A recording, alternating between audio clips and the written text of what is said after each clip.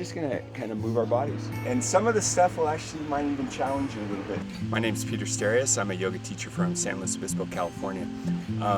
We had an amazing morning here this morning with the kids. Inhale, take the arms up. It's introducing them to the practice of yoga. None of them actually had done yoga before, and we were moving at a very early hour for them, which is amazing for a teenager, and they seem to enjoy it. And touch the floor if you can. One of the most amazing things for me to work with a group of kids like this is to see how no matter what the background, no matter where these kids have come from in their family lives or in their personal lives, when we all share a practice doing yoga, everyone comes together and starts to recognize in each other the things that they remember about themselves, the good things that they remember about themselves. And this morning's class was awesome to see how everyone eventually was fully involved because the activities were fun. And at the end, after the relaxation, when I asked them all, how they were feeling, almost every one of them said, "Wow, I feel great." And to let the kids have that kind of experience where they create this well-being for themselves in a yoga class, and then they recognize, wow, I did that. I actually created this feeling inside myself, and I can do this anytime. To me, that's hopefully something that will stick with these kids for the rest of their lives.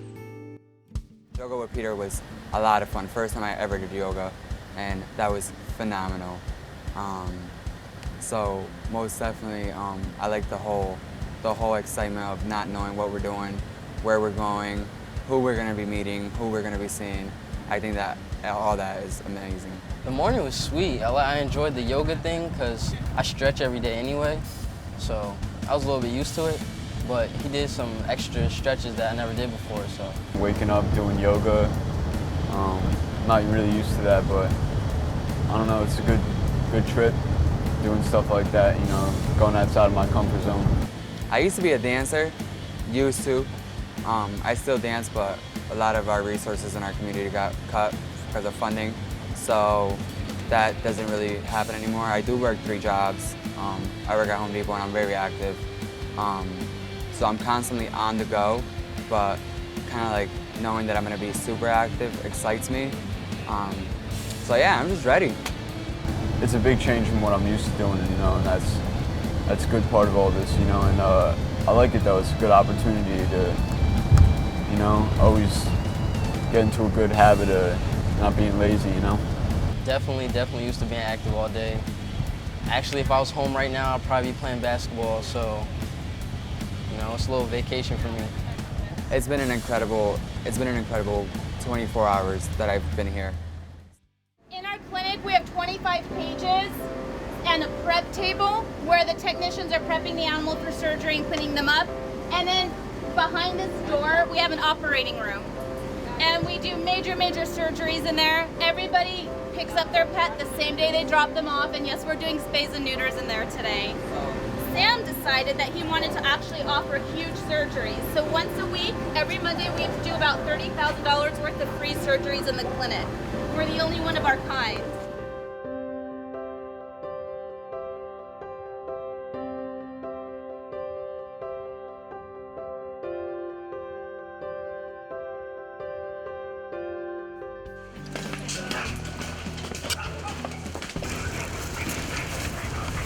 Sam's awesome. This is his place, but it's not as much his place as it is his place for dogs. And this is our training center. You saw our mobile clinic.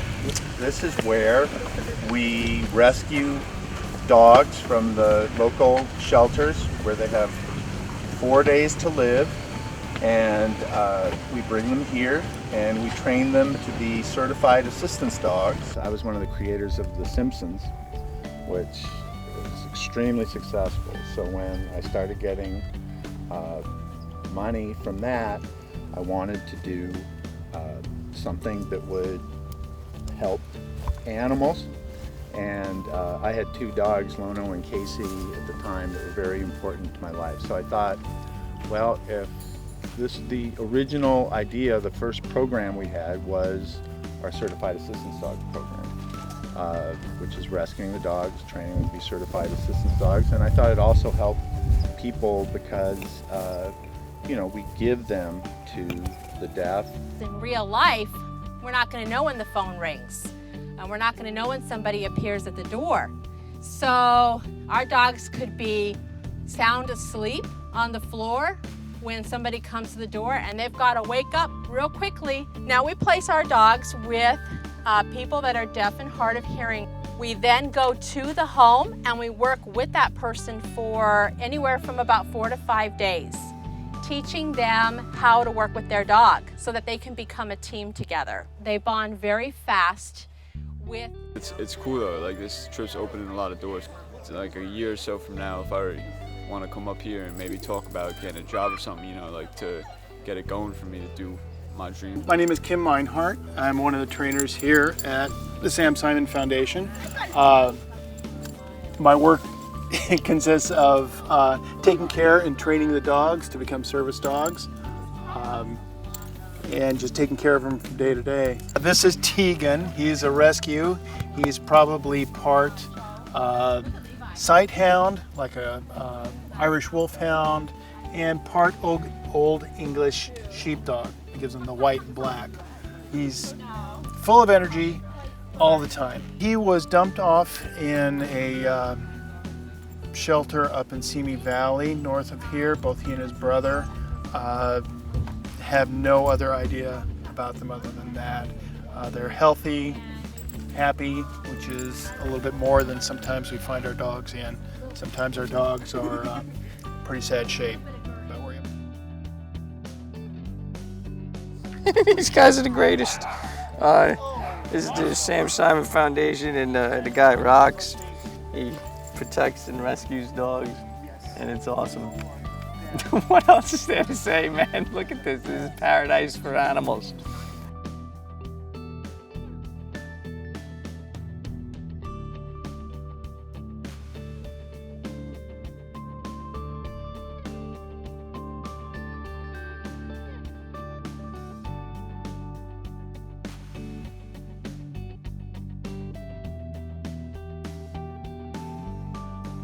He's brand new into the program.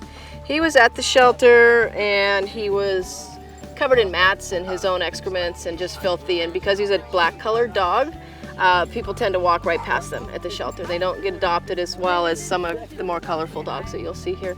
It's just a natural thing with the human eye where they're drawn to pretty colors. So when we see a little black dog like this who's obviously very friendly and just needed some cleaning up, we're very drawn to pulling that dog out and evaluating him. And so we took him out and evaluated him, and he was great. He's friendly and happy and energetic and young and spunky, and all he really needed was a bath and a haircut. Super high energy.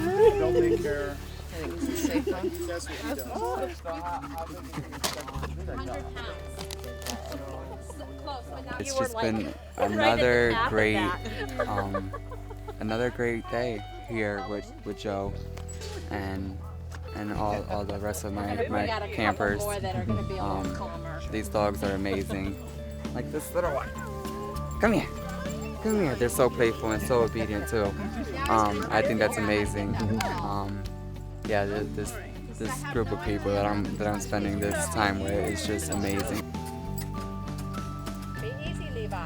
Just be a water rinse. Meeting Sam Simon and learning about his passion, he took a lot of time explaining to us why he is so dedicated to animals. Not only caring about people, he was clear about that, but his generosity and his commitment to creating opportunities that save and rescue animals. And then they train these animals to be resources for people who are hearing impaired, and even for our vets who come back with PTSD. So watching demonstrations, listening to him, it was a really nice afternoon to interact with these animals and the trainers themselves.